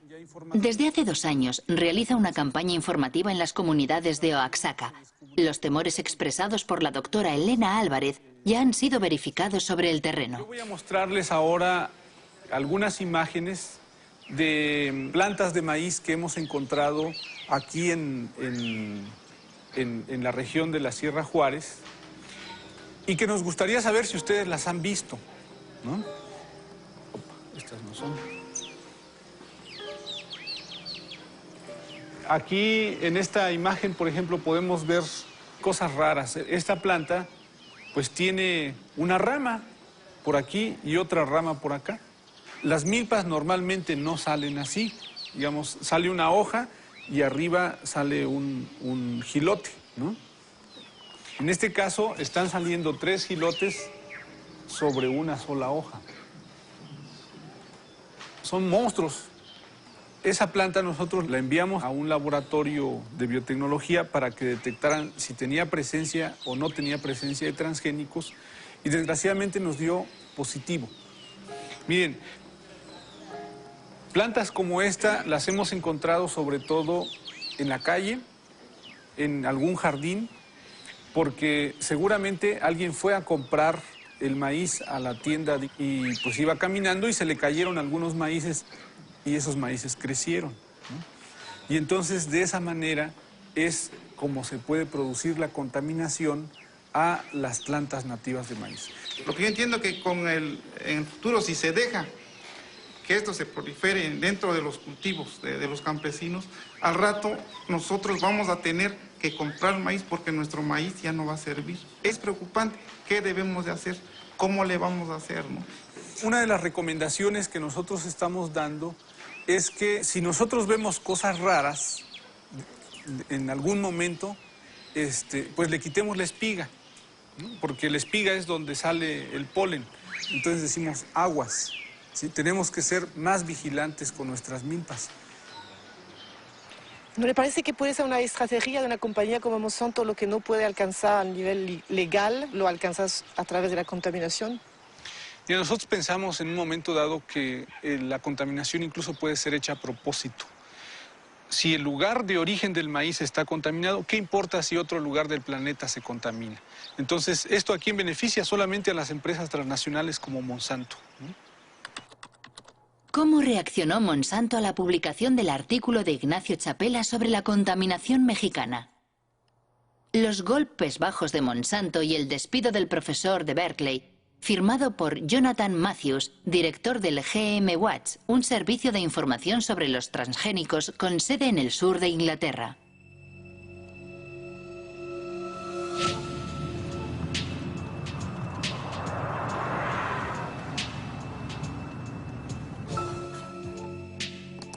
Según Jonathan Matthews, Ignacio Chapela ha sido víctima de una campaña lanzada en AgBioWorld, una página web partidaria de los transgénicos.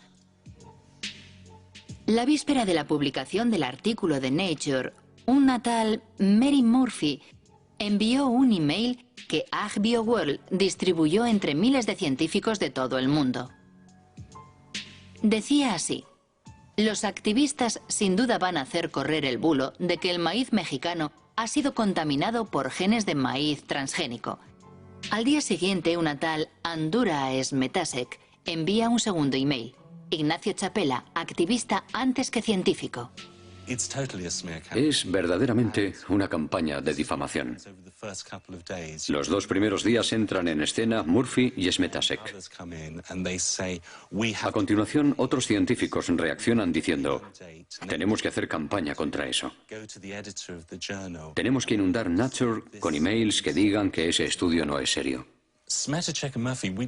He pasado mucho tiempo investigando quiénes eran Smetasek y Murphy. Por lo que respecta a Smetasek, si consideramos los datos técnicos de sus emails, vemos recibido de y la dirección del remitente, y después un protocolo de Internet. Solo hay que copiarlo y buscarla en un anuario de páginas de Internet.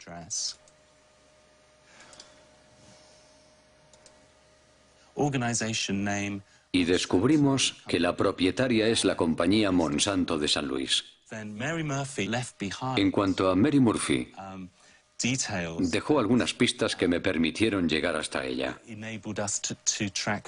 Como podemos ver aquí, los emails enviados por Mary Murphy son de la dirección bw6biwood.com.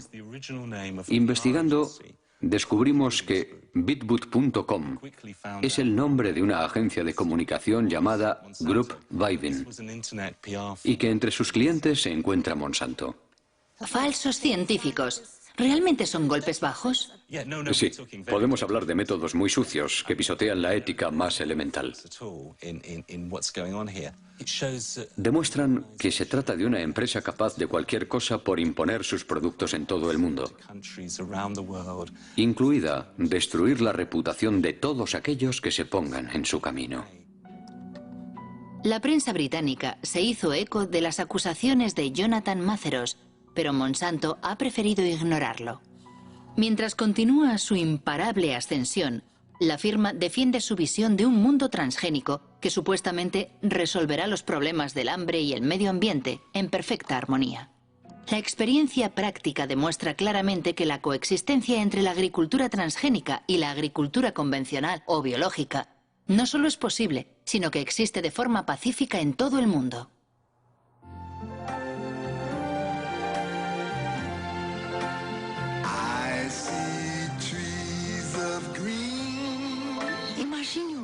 Imagine un mundo que proteja la naturaleza, la tierra, los ríos,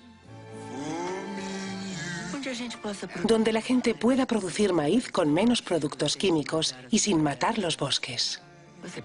Usted está pensando en un mundo con transgénicos.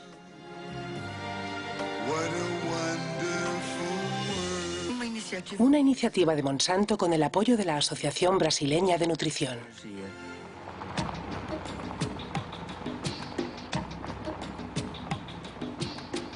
El mundo transgénico ya está en marcha en América del Sur, donde en 2007 se sembraron 40 millones de soja Roundup Ready. La conquista comenzó 10 años antes en Argentina, el único país que autorizó oficialmente los cultivos transgénicos. Desde entonces, los transgénicos se han extendido misteriosamente por los países vecinos, como Brasil o aquí, en Paraguay.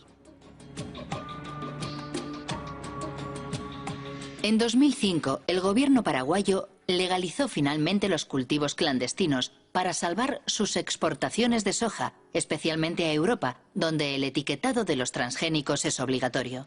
Una forma de reconocer que el Ministerio de Agricultura se enfrentaba a un hecho consumado. Cuando se aprobó la utilización del transgénico, había entrado originalmente el transgénico en forma irregular. ¿Y se sabe cómo entraron las semillas? ¿Cómo entraron? ¿Por la bolsa negra o...? No, nosotros le llamamos a esos bolsas blancas. Ustedes le llamarán bolsas negras, nosotros le llamamos bolsas blancas. Son semillas que no tienen certificaciones oficiales. ¿Se sabe si Monsanto tuvo un papel en el contrabando de semillas? Quizás las empresas pudieron haber promocionado sus variedades, sus líneas de semillas. Evidentemente, y como le digo, el gobierno tuvo que reaccionar ya proactivamente, pero una vez ocurridos los hechos.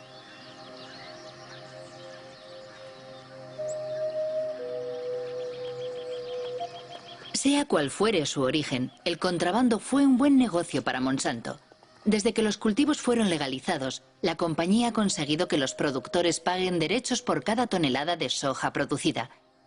Igual que en Brasil.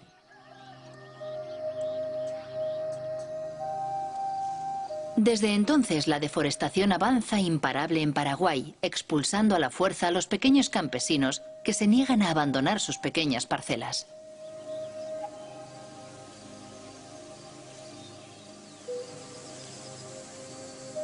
Jorge Galeano dirige una organización campesina que lucha contra el avance de lo que llama el desierto verde.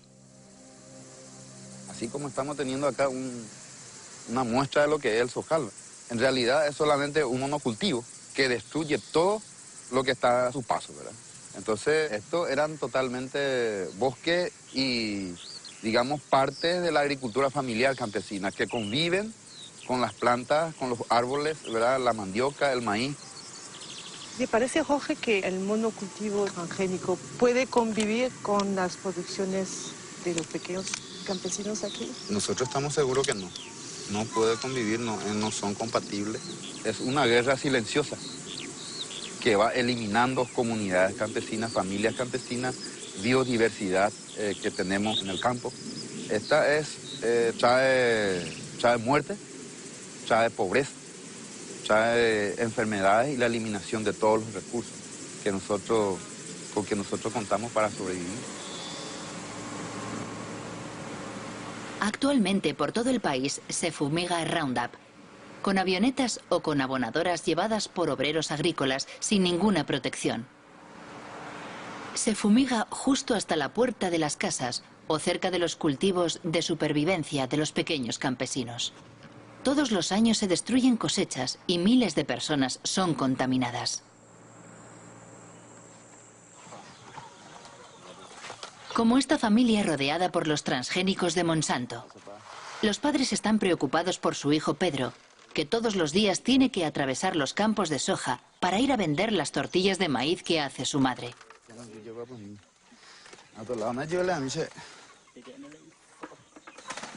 ¿Desde cuándo tiene eso? Le empezó hace 15 días. Empezó por el pie. Y después se le extendió. Así fue como empezó. ¿Le duele la cabeza?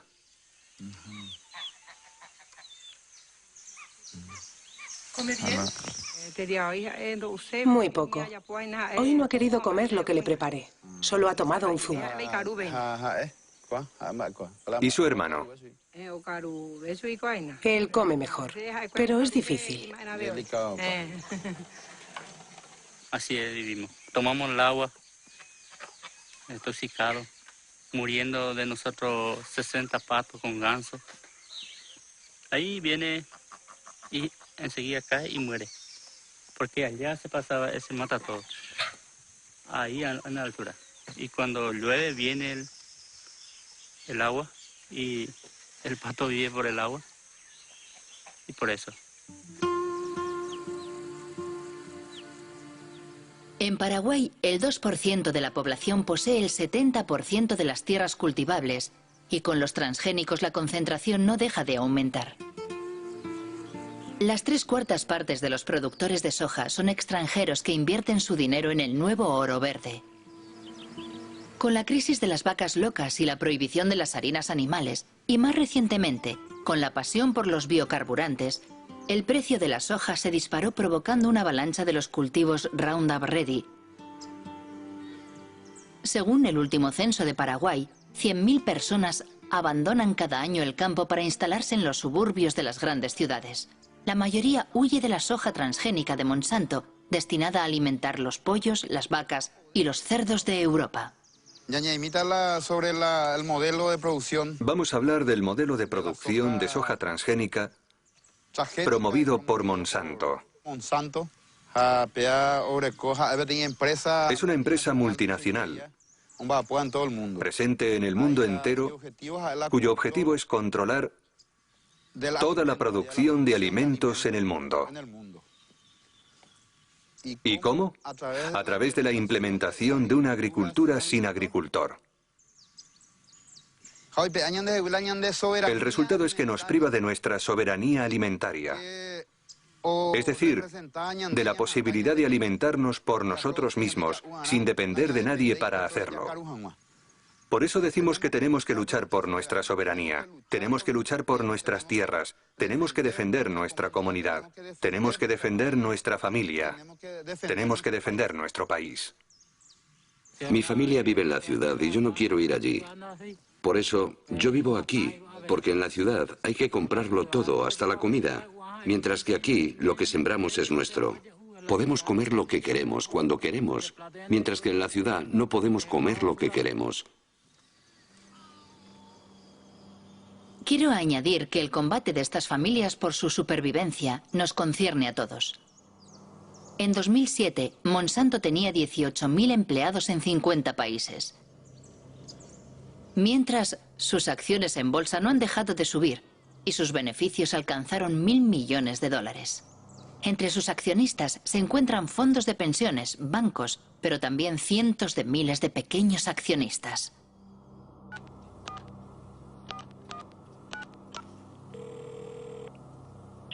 ¿Chris Horner? Hola, Christopher Horner. Soy Marie-Monique Robin, de Francia. Agradecemos su insistencia solicitando una entrevista.